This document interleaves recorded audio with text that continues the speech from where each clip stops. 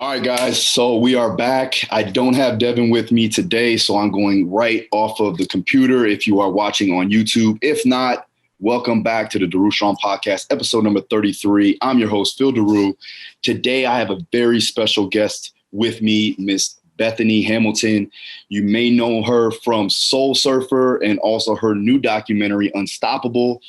We go over a lot of different things, a lot of topics on overcoming adversity, also talking about what she's doing now. She is expecting a new child. So that's interesting. We talk a lot about that, about her training and what she's doing now to get prepared for this new birth of her child, and also her overall performance going further with her surfing career. She's still a professional surfer and she still is active. So we talk a lot about that. But before we do that, I have to thank the sponsors. Shout them out real quick. Revive MD. Go ahead, check out revivesubs.com. You can go on, check out my very own athlete stack. You just click Phil Daru athlete stack, and then you click Daru Strong 20 to get 20% off your final purchase there. And that goes for everything on there. So not just my athlete stack, you can get anything on there and just use the discount code for that. Also need to shout out the new sponsor, right? Athletic CBD. Athletic CBD has been helping a lot of my fighters get better from a performance and recovery standpoint. So we utilize this to get rid of any soreness, any type of tight tissue, or any type of injury that may occur in sparring or in training. My guys are getting beat up on a daily basis. That's what they do. So Athletic CBD helps us out for recovery. So shout out to them. Also, you can use the discount code Daru at your checkout, and you'll get a discount there too as well, get 20% off. So there you go. Now, if you want to learn any of my methods, my protocols, my principles of training, be sure to check out my own online mentorship course. You can learn all the stuff that I teach to my athletes, along with myself, along with the coaches that I intern, and the 400 coaches around the world that are on the mentorship course right now. You'll get access to that for life if you sign up down below, or if you go to darustrong.com, you can check out more details on that. Now, if you are stuck and you are stuck in the house, locked down, we're in a pandemic era. So if you are one of those individuals, you can check out my very own 8-week body weight only program, Body Armor, now available again on my website, darustrong.com. Have all my programs on there, but check that out. And also my latest program, that's an off-camp MMA program. I partnered up with Train Heroic to create my very own app. Yes, I know you've been asking for it, so I delivered. So here it is, Fight Dominance, an off-camp MMA program. It's continually progressing and also reevaluating. So you'll get access to me on question and answer. And also we're going to always keep it updated. So you'll get that on a daily and weekly basis. So you can check that out again, darustrong.com. All right, now we got that out the way. Let's get on to the interview with Miss Bethany Hamilton. Welcome to the Daru Strong Podcast. Daru Strong Podcast. Let's go. Mind over matter. Put your mind somewhere else and keep going. That little voice in your head is trying to stop you from getting to where you want to be. Be successful and keep moving forward. With your host and world-renowned strength and conditioning coach, Phil Daru. You've had a crazy past. You have a great following, and also a great story. But I do want to go over the new things that you're doing. I watched Soul Surfer, and I also watched Unstoppable. I watched the documentary last night. My wife, however, I was talking about you, and she was like, "Oh, I watched that movie before. It's so great." So she was excited. But I do wanted to let you know that I actually was born in Maui. So we have some connection there. I haven't been back, and I don't know how to surf whatsoever. So maybe one day I can get out there with you guys, show you how to throw a kick or a punch, and you can show me how to surf. But I'll probably fall a couple times, and that's going to be natural for me. But it's all good. But hopefully I can get out there, because I do miss the Hawaiian feel, I guess you would say. I know, yeah, that sounds fun. I don't know too much about fighting, but I've done jujitsu in the past, so I know a little bit about some defense, I guess. Have you guys trained it so far, like jujitsu wise? You still do it or no? Well, it's really big out here in Kauai. I just did it for like 4 or 5 years, and then I just kept feeling like I was going to injure myself, and I just wanted to stick to the ocean. So I felt like it was like a decision point where I was like, I just don't want to be hurt and out of the water. Yeah, and you're still competing, right? Kind of, yeah. I mean, everything's been canceled, and then now I'm pregnant, so we're kind of like in a Congratulations, by the way. Thank you. Yeah, so we're just in a different season here, but I mean, it's definitely been a tough year because last year I decided to like go 100% into competition, and then just things didn't come together. So we just kind of adapted with everything going on, and just trying not to like be stuck in, because I just don't know what the surf industry is going to do too from here. So it's just kind of hard to put all your eggs there right now. And I mean, naturally, I'm still surfing a ton. Well, until I can, at least. And then, How far along are you, by the way? I'm about 6 months. Oh, wow. Okay. So you're close. Yeah. So I have like probably less than a month left of surfing, and then it'll be like a good 3 to 4 month break. Got you. This is your second, right? Third. Third. Okay. Yeah. Well, how old are your kids, by the way? I have a 5-year-old and a 2-year-old. So yeah. Yeah, because I think in the documentary you had your first child, right? Mm-hmm. And 2014 or 2015? I think it was 2015, and that was like midway of filming our documentary, and it wasn't like part of our plan. So, but it was cool because I kept surfing and like kept, just kept things progressing in the direction I wanted to go, even with the first kid. So that was like just like nice to. He just kind of came into our world, and he traveled all over the world with us. He has like more passport stamps than most people. Nice. Yeah, my son is 6. And so like he's around all the fighters all the time. So you'll catch him like every once in a while, shadow boxing and throwing kicks and punches. And so he's around it. I could imagine your kids are the same way in the ocean all the time, surfing and things of that nature, correct? Yeah. My 5-year-old surfing, and we just, right before we jumped on this call, we were out skateboarding. So. Oh, nice. Yeah. So, your husband's name is? Adam. Adam. Where you at, Adam? Yeah. Oh, he left. He left already? In and out. The kids are out there doing who knows what. So. Oh, I understand that. So as far as surfing goes, because I have no idea about surfing, like I watch it because obviously, I was born in Hawaii. I've seen the major waves. How did you really, really get started in surfing? And like, how did you develop so well? Like, obviously you're professional. You're one of the best in the world, correct? So how did you develop that? Was it something that you were born with? I know that your parents surfed and things like that. So that was probably your start. But when did you really start to feel like this was something that you wanted to do for the rest of your life? Yeah, it's crazy. That passion for me started really young. And I think just being a part of a surf family, both my parents were surfers, my older brothers both surfed. And so I was naturally at the beach around surfing, and then they taught me. And it definitely became my own love, though, pretty fast. And by the time I was 8 was when I was like, okay, like take me surfing every day. Mm-hmm. And then I was like really naturally competitive too. So I just was all in. And by the time I was 10, 11, 12, it was like, I want to be the best in the world.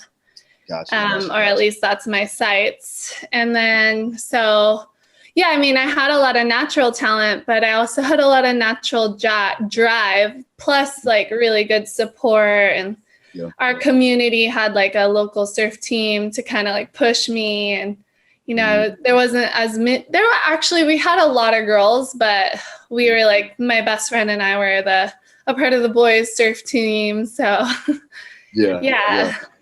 That must have been crazy. Cause like, as far as females now, I know there is a lot of females out there, but when you first started, were there somebody that you looked up to as a female surfer?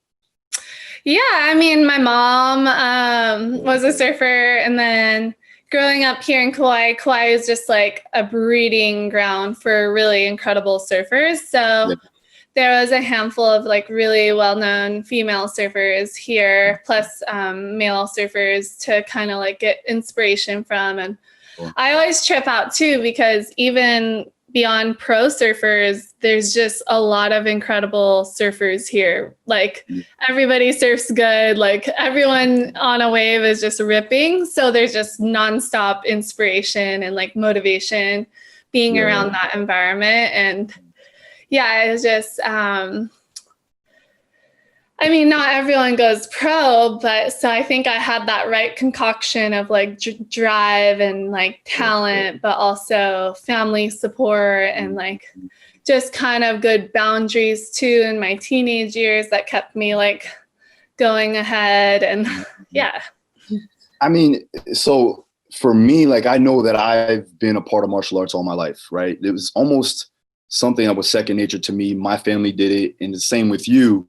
Do you feel that that's something that, you know, young individuals, that they're looking to be a professional at something, is this something that they need to do as a young age, or do you feel like they need to also dabble in other sports along the way to at least get their groove and find their patterns and things of that nature?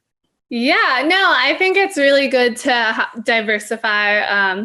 I did a lot of different sports growing up. I did soccer, jiu-jitsu, I did a little bit of tennis, I did swim team.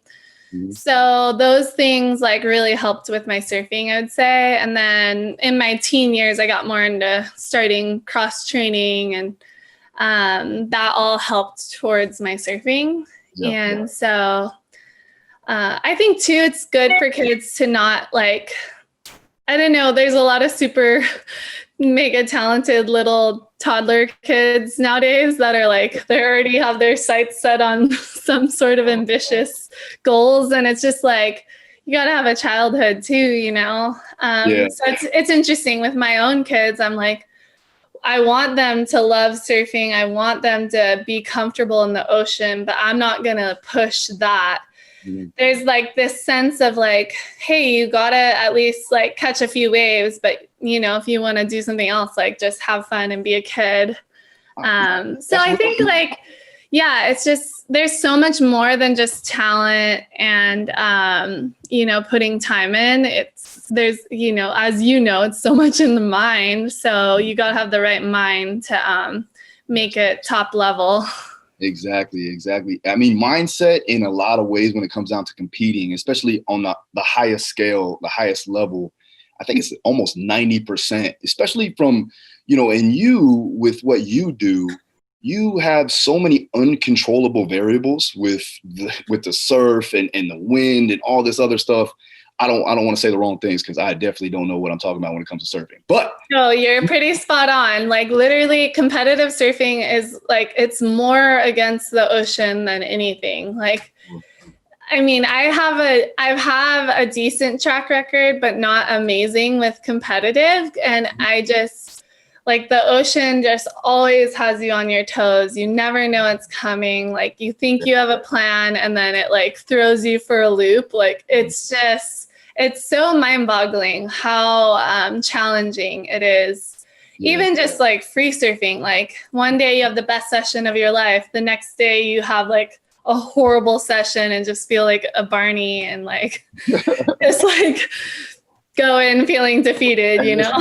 I'm going to steal these terms, by the way. These must be Hawaiian terms or Hawaii terms. I'm definitely stealing these for the fighters. But no, that's cool. So I definitely want to go. Well, I also want to talk about a couple of things, but the Unstoppable documentary, that was a great documentary because I got to watch Soul Surfer and then I watched that like back to back almost, right? And I got to see like basically the superstardom of your career and your life. But I want to also talk a little bit about like, how did you feel coming up at a young age and being kind of thrusted in the limelight? And like, how did you have to overcome that? Because you were still competitively surfing, right? But then you had all these obligations media wise, and I'm sorry to do this because you're doing kind of media now, but we're not really media. It's all good. But how did you overcome that? Because I mean, obviously you're strong-willed, you have a strong mind to go through what you've been through and still be able to be successful. So how was that coming up at such, what were you, like 13, I believe, 13, 14? Yeah. Yeah, it was wild. Like after I lost my arm, my story was just world renowned, and I was, just like headline media all over the world. And then I don't know like what the whole thought process for my parents was, but I went on a media tour for some reason. I just still don't even know why, but everyone's trying to do their best, right? But I hated the spotlight. I really didn't like attention. I just wanted to be in the ocean. So the ocean was definitely my happy place, like just having that place to be me and kind of not have that weird kind of vibe of like celebritism and whatnot. And then also my faith in God was super key and just keeping me like level-headed and just focused and not like, I don't know, just to be able to recover from the attention, so to say. And I think too, I also grew up in a home where we really acknowledge that there's a lot of people in the world that don't have much and they're barely getting by. There's, starvation, kids around the world without parents, like all these different things. And so I always had this mindset of like, I want to help other people. And I don't know what that will look like as life goes on. But once my story started skyrocketing, and then once I started surfing again, people were like, whoa, I can get back on my surfboard, so to say. And I was like, whoa, this is amazing. And like getting letters from kids that had been through really gnarly situations. And yeah, it was hard, but at the same time, I like half embraced it too. It's tough because you're kind of thrusted in that responsibility, and that's something that as a kid, you don't really plan on, obviously, it was something there, but you wanted to be a professional surfer since you were young. And this is somewhat of like almost like a thrust into that perspective of, yes, this is going to happen. But now it's on a different level because now you're taking things, not even kids that know even about surfing, but just want to know your story. Because that was something in the documentary and also in the movie that I was really taken by because for me, I just had ACL surgery and I'm definitely not putting us on the same level when it comes down to coming back from injury. But, just coming back from injury in general and putting out quality information, but also, something that people can live off of and thrive off of. I think that that's important for you to do if you have that ability to do so. And for you to have that power there and you use that power for good, which is outstanding. And I do commend you for that. Now, as far like, I do want to talk about your faith a little bit, if you don't mind. Were you always, really, really into God and spirituality and religion? Yeah. So, I mean, I grew up in a Christian household. And I think my parents did a really great job of just, I can see now in my own life, like as a parent, of course, I'm going to share something that's brought me a lot of joy and hope and peace in my life. So they shared that naturally with me, but then I truly believe it became my own as a young child. And when I lost my arm, it was wild how much kind of peace I had over the situation. Like, my world's flipped upside down, my arm's gone. I remember like waking up in the hospital and like looking down and it's like sinking in, like, I'm not the same person. I have a different arm. Like, who knows if I can surf? Like, everything felt wrong. But at the same time, I was like, okay, like I was thankful to be alive. I trusted that God had more for my life, even though I didn't know what that exactly looked like. So yeah, from there, like God continued to be my peace in a lot of different situations and just dealing with life and the changes and the comeback and then now as an adult, like I can't imagine my life any other way. Like, especially in the world we're living in, it's wild. Like, I don't know, if you don't have a hope beyond yourself, I just feel like it could get really like dark and just kind of hard to stay afloat. What's funny is that I think that, you having that background in surfing, it gave you something to fight for a little bit more than the average person. And I think everybody should find something like that. It doesn't have to be a sport even. It just needs to be something that they're very passionate about. And I think that you were so passionate about, your surfing and being the best that you could be, that it allowed you to overcome those odds, it allowed you to overcome those obstacles, and that's something that everyone should actually thrive for, or at least take from someone like yourself. But now that all of that has cleared, you are living the best life you can possibly live. What's going on today? Like, give me some, day in the life of Bethany today. What's going on today? Yeah. Wow. Well, today's crazy. This year's been probably one of the hardest of my entire life. I started the year with a broken elbow, my one and only, and I was going into prepping for a competitive season. So that was pretty mind-boggling. How did that happen though? I was skateboarding.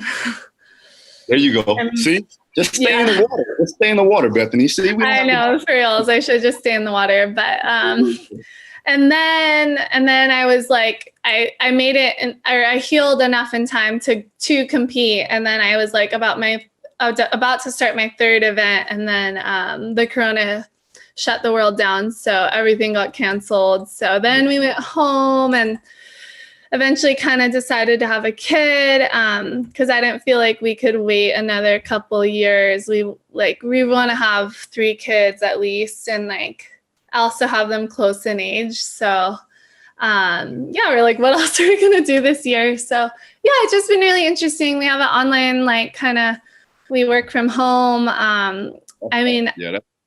It's weird calling what we do a business, but we have an online business, and that's been really like mind-boggling because we're trying to figure out marketing, and it's really hard. So we've had like just a lot of challenges. We'll talk after. A lot of challenges, like just with like business, and then just the daily of raising kids is a lot, but it's such a joy. But otherwise, my husband's amazing. We have a really beautiful relationship. So we share life on every level. We just share everything, share all the responsibilities across the board, and we're constantly bouncing back and forth. And otherwise, we're just bouncing from the house to the beach, to the computer, to reading books, to cleaning up, to everything. You're still living in Kauai? Yeah, we're in Kauai, Hawaii. Kauai, Hawaii. That's how you say it? I'm good. Okay. I got it. I was just asking my assistant over here. She said, yeah, so we're good. Let's talk a little bit, because I do want to know, are you living close to the beach still? Like, obviously it's right there, right? We're like a 10-minute drive. I mean, you can only live so far from the beach on the island. So everyone's within a quick strike. But now, because I haven't been back to Hawaii since I was a baby, so I wouldn't know. But Maui, how is Maui? Is that more like mountain-esque, or is that still beach? You still have beach and mountains, correct? I know that I've seen some. Yeah, where we live, it's like super mountainous. Well, at least like small scale mountains, but to me they feel big. Yeah. And then it's jungle, beach, lots of rain, so it's super lush and beautiful. Similar to Maui, but Kauai is a little bit better. And we're not competing right now, Bethany. You already have that, all right? Every islander is always competing with the other islands. So it's similar. Like, it's almost similar everywhere else in the world. I live in Florida, so like we're all crazy over here. Obviously, Floridians, they're a little different, but I do want to know, because of that, why I asked that was because I know that your training has probably changed, because of your pregnancy, and you've gone through 3 now. What is the difference now? I mean, I know you're still training athletically and functionally for surfing, But what does your training look like nowadays, because of the pregnancy and also when you weren't pregnant and actually getting ready for competitions? Yeah, no, it's been such a game changer. I've worked super hard in between pregnancies and like just recovering. And yeah, I feel like it's been a big learning process of like putting a lot of time and effort and finding the right people to support me in that journey. And this pregnancy's definitely probably been my least like physically training. I think I'm just like trying to listen to my body more and sleep when I feel like I should sleep. But I've been dabbling with a new type of training. I forget what it's called. It's like some sort of functional fitness, like just really listening to the body mechanics. So not your typical lunge squat style, but like more, I don't even know how to explain it. Through different planes of motion. Yeah, and a lot of like upper body rotation, which is super good for surfing. It's pretty low impact, everything I've been doing, which I think is really important when you're pregnant. And just what my body's been through over the years, I've learned to like tone it back because I just think there's long-term repercussions of like doing too much jarring movements. Though if there's one area I need to like grow in, it's definitely quickness of feet and agility. So it's kind of a hard balance because when you're talking about surfing, because I would primarily think that it has a lot to do with trunk stability and also stabilizing the lower limbs, right? Because you need to be on the board. But also proprioception, kinesthetic awareness, having the ability to produce power, but in the right ways. I think, an emphasis on controlling that power. You can do that with those lower level plyometric drills. I seen you do it on the documentary. I was watching the skater bounds. I was watching all that. I'm a strength and conditioning coach, by the way. Okay, cool. I know a thing or two about it. So, but I was also looking at the TRX stuff that you did and also making do with what you have, like the mountain climbers and everything else there. That's amazing. Do you feel that that's something that is, I guess, the most important when it comes down to strength and conditioning for surfers? I know, because at the end of the day, we have a lot of coaches here that listen to this, and we have a lot of people that are exercise enthusiasts, I would say. So for surfing, and I know you're not the expert in this, but you are the expert in surfing. What do you think would be like the most beneficial exercises for, let's say, surfing performance? Yeah, well, I definitely think, like you said, kind of trunk stability, like lower, but also connecting through the mid-core. And then having a lot of like rotational strength too. Like one thing, I've had a really different journey than probably most athletes because of having one arm. Ever since I was young, I recognized that I had to keep my body as balanced as I could because I could easily end up like this or something. Sure, yeah. So a lot of my focus went more into spinal alignment and posture. And getting the body to just keep that the best it can, because I do so much with the one arm that it could really get jacked up in the long run. So I'm trying hard to like continually like keep my body in that health state. And then like naturally you're gonna function a lot more healthily when your body is in good posture alignment. And I tell you this, with the fighters that I have, there's a lot of asymmetries and like bilateral deficits that happen, It's because we're always in this like bladed position and you're always moving on one side. Like till this day, I retired at the age of 26 and I'm 32 this weekend, this Friday. So don't age me. I know you're younger than me too. So. But anyway. Like a couple of years. Yeah, right. But I would say, I still have like a larger left hamstring because I was a southpaw. So like I was pushing off my left side more. I can probably guarantee that it's very similar with surfers too. Oh, for sure. It's such a unsymmetrical sport. Every surfer is jacked up in their own way. Yeah. How big is like the conditioning of surfing though? Because I know what's his name? Is it Slater? That's his last name, right? The surfer. I know he does a lot of breath work too as well. He works with one of the guys that I work with. But I know that breath work and conditioning of the lungs too as well, because let's face it, if you take a dive and you're underneath that wave, you got to be able to hold that breath. Is that something that you usually work on too as well? Yeah, not as much as I should, probably because I have a really good natural ability to hold my breath. Yeah. I can hold it easy for 2 minutes, but my best static hold is over 4 minutes. So, and most wipeouts are not more than 10 to 20 seconds. 20 seconds is a really long hold down. So, which obviously that feels a lot longer when you're underwater being ragdolled.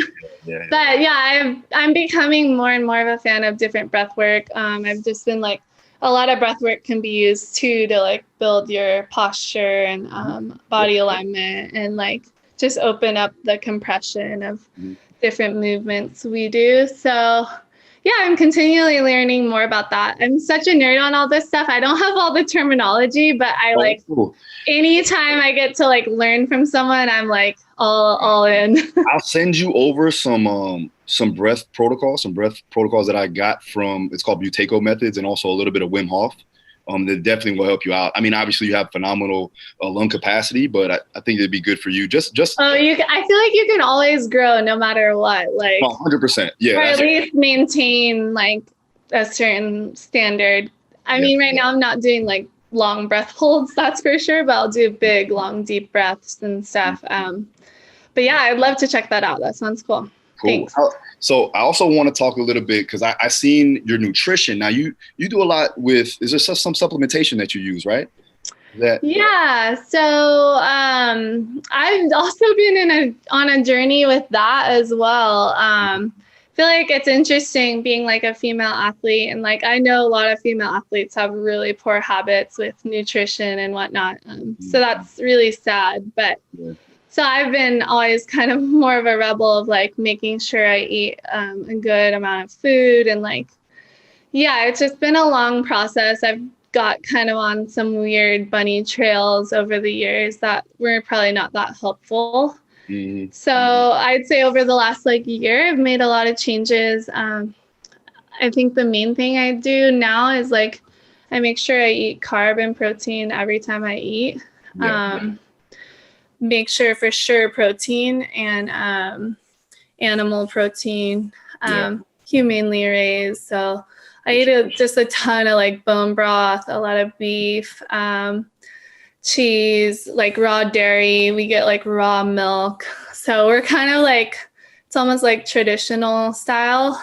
So you probably have a lot of good quality foods out there though. Yeah. We're buying super humanely raised, really fresh, good stuff. Sometimes we ship some stuff from the mainland. We eat a lot of liver, cow liver. So we're eating kind of gross stuff, but you just mix it in with other stuff and it's so good. Just keeping my, a lot of people are really mineral deficient. So I know I was at some point, and I've built that up a lot. I'm always kind of sipping on juice mixed in water with salt of some sort.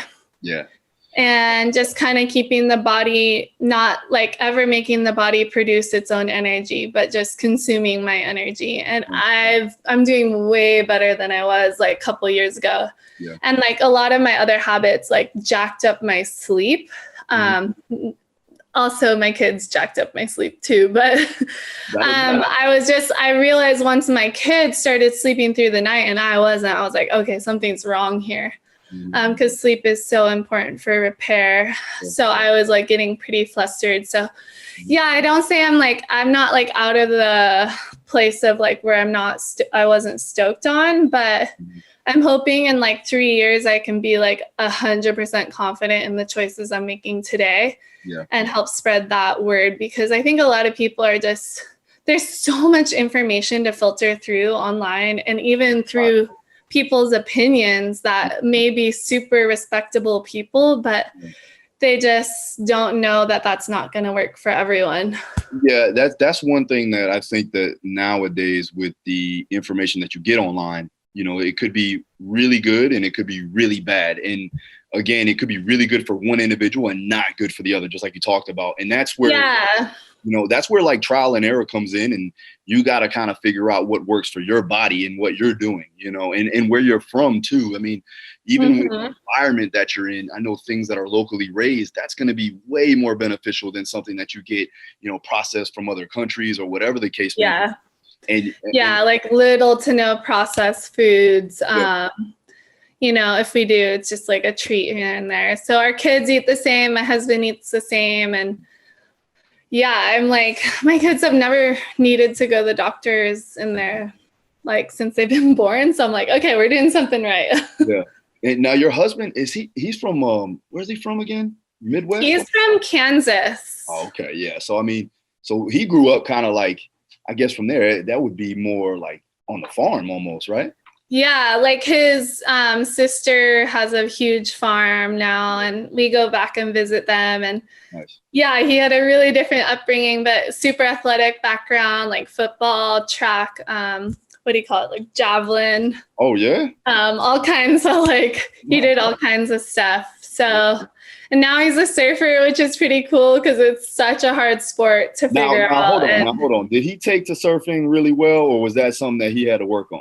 Because, I mean, he's an athlete. It took him time. Like during our early dating, I was like, okay, like paddle this way. Okay, like you're going to get pounded. Yeah. But now he's probably one of the best Kansas surfers out there. He can throw a turn. He's gotten barreled and whatnot. So he's doing pretty good. Nice. What are like where's the biggest waves at right now in Hawaii? It's actually really small today, so nowhere. Nice. But it is winter season, so when a big swell comes, it's on the northern side of the islands. That gets all the bigger swell. And what was the biggest wave that you rode before?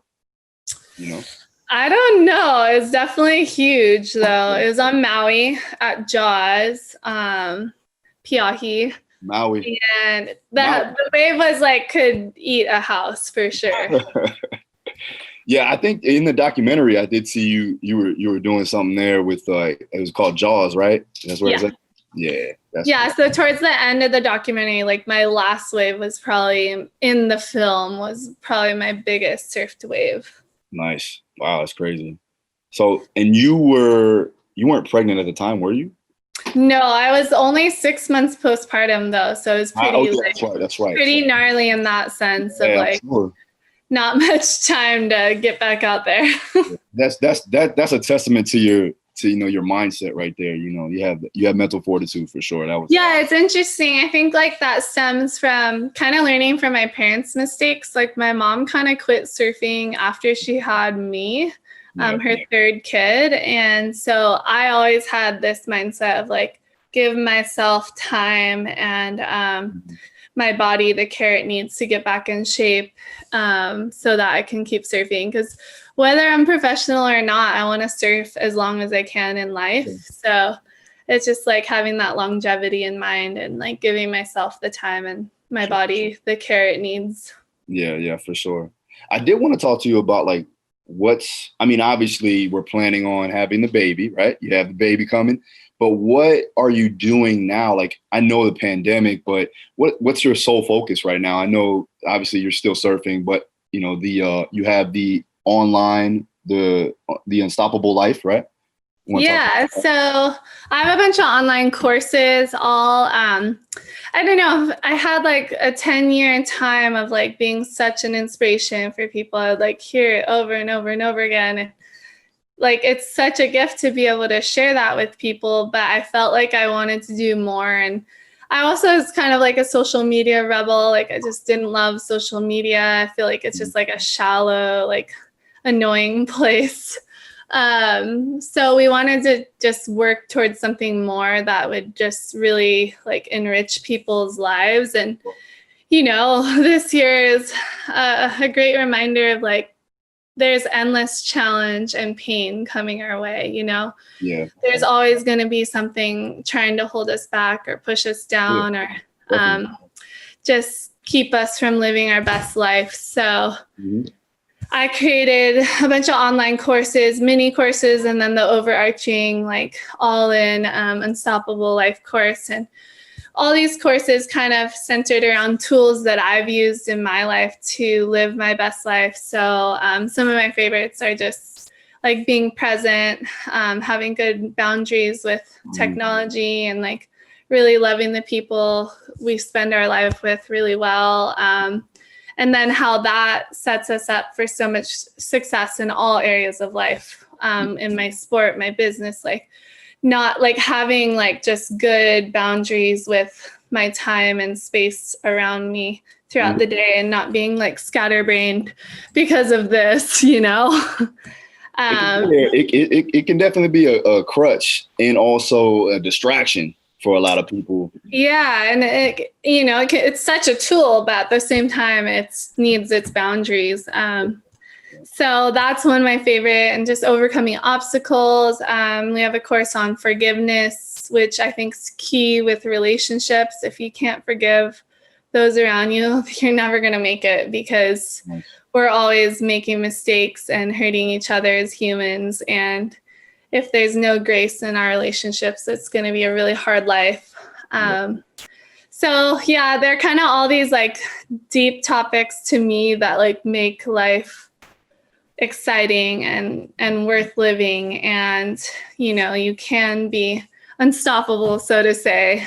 And it's not about being perfect. It's just about like kind of maximizing each day and making choices along the way that help you to overcome and have good relationships and be successful, be healthy, and much more. Nice. Yeah. So you guys check that out. I'll make sure that I reiterate that in the beginning for you. Oh yeah, we have like this little promo code. Oh yeah. It's Daru Strong is the promo code, 50% off our mini course, Overcoming Obstacles. So if you guys are interested, check it out. Got my own discount code now. We're ready to go. All right. Yeah, perfect. I'll make sure I reiterate that on when we announce the show. But one or two things I usually ask all the guests. Okay. One is going to be, what now is your daily routine? What does your daily routine look like in the life of Bethany Hamilton? Yeah, so lately it's sleep as long as I can until a kid wakes me up, and then from there get them fed and then me fed, and mommy life. Then I'm either out the door going surfing, or if the waves are not too good, we're doing something as a family. Our kids are homeschooled, so do stuff like that. Today was super mellow. We just did like homeschool in the morning, and then went skateboarding up our road and house cleaning. And now I'm on the computer. So I'm usually jumping on the computer at some point. Awesome. I'm pushing out my Unstoppable course. We got YouTube's, social media, all this stuff, kind of keeping life busy, and keeping up with what's going on in the world, or ignoring it, vice versa, either one. Man, I'm gonna tell you now, I'm horrible with that. I don't pay attention to any of that stuff. I mean, I do to a degree, but I'm more so focused on what I need to do and keep myself in line with the most important things necessary for my daily routine, I should say. I always write down, usually in the morning, I'll write down my goals, like the ones I want to accomplish, maybe first and foremost. And a lot of that has to do with my own training and getting all that stuff in order, and programming and things of that nature. So I get that. You sound like you have a great life. I'm just saying.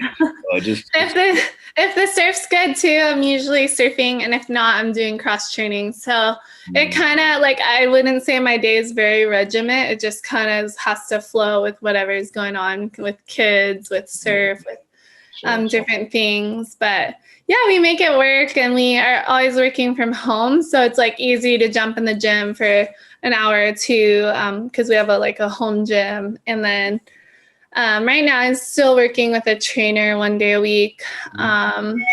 doing stuff like that. Was that the individual that you're working with in the documentary? Is that the same guy? It's a different guy. I kind of like bounce around. I'm like a cherry picker. So I'm just like continually trying to learn new things. So right now we're working with a guy named Noah. I don't even know what his technique's called, but it's definitely like new to me. And what I just like kind of based off how I feel, and like some of the stuff I've been doing has been helping me get a lot more hip stability. So that excites me anytime I'm feeling more like strong in the hips. There's a couple of things that I think that would be really beneficial for you. And also, if you ever wanted me to get in touch with the guy that you're working with, I definitely like to bounce ideas off of him too as well. That'd be cool. Thank you. Yeah, no doubt. We'll talk after this, but yeah. So, all right. So the second question, I don't want to take up too much time. Second question, the last question for tonight or today for you, because it's time difference. But anyways, now this is going to be good for you because you kind of embody this. But what does a strong person mean to you? So basically, what is the definition of a strong person? You take your time. Yeah, I think there's like kind of varieties of strengths. Like in each person, they have different strengths of their own. It's not always physical. Sometimes it's not even mental. Like, you know, some people have, I don't know, I just think of people, you know, everyone's always asking me like, who do you admire? Who's someone that's like giving you inspiration? I always feel like it's never just one person. Like everyone has their own strengths and weaknesses and things that I can pick up on that are like really like motivate me in my own life, or things that I don't necessarily admire. And like, that's their weakness, so to say. And I'm like, kind of acknowledge it and say, oh, I don't want that in my life. Yeah. But someone who can just kind of like push through hard times or come out on the other side stronger, continually like just living their best life on a daily basis. And I mean, super steady, you know, kind of steady uphill. Essentially like trying and doing the best that what God's given you, you know, and to the best of your abilities, and never taking the side route and always going forward and never stepping back. And obviously you're going to have obstacles and hurdles there that you got to jump over, and you know all about that, you know, and if that person has that ability, then yes, they can be considered a strong individual. And I think, you know, with that, you embody that, like I said before, but I definitely want to thank you for the time that you've given me. We had a little mishap, you know, guys, I'm not the most savvy on technology. So sent her probably the wrong, I don't know. But anyways, thank you so much, Bethany. Go ahead, shout out anything else that you want to do. Obviously, we're going to talk about The Unstoppable Life. Make sure you guys check that out. I'll talk more about that in the intro once you hear it. And then also social media. Go ahead and say your social media. I'm just at Bethany Hamilton. So yeah, thanks guys. Fun chatting. Super easy. All right, guys. Thanks so much for watching. See you again next time.